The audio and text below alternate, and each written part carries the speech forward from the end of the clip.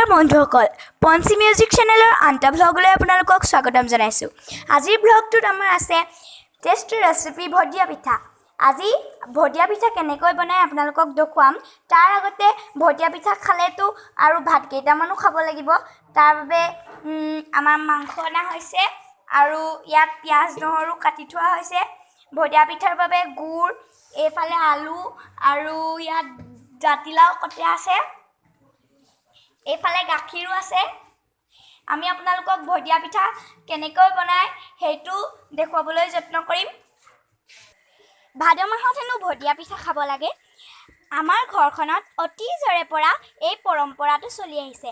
আইতা আৰু ককাই কয় ভাদমাহত ভদিয়া পিঠা বা আমি ভাত পিঠা বুলিয়ে কওঁ, ভাত পিঠা খালে হেনো স্বাস্থ্যৰ কাৰণে বৰ ভাল। এয়া এটা চৰুত আইতাই ভদিয়া পিঠা বনাই আছে আৰু এটা চৰুত দাদাই মাংস বনাই আছে।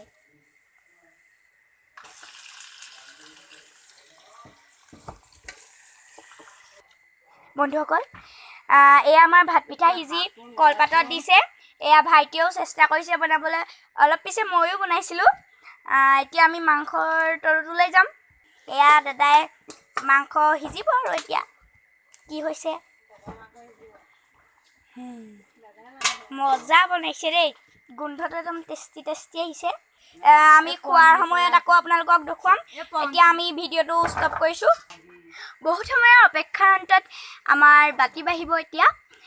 আমি এতিয়া খোৱাৰ দৃশ্যটো আপোনালোকক দেখুৱাবলৈ লৈছোঁ। এয়া ভদিয়া পিঠা পৰ্ব আৰম্ভ হৈছে।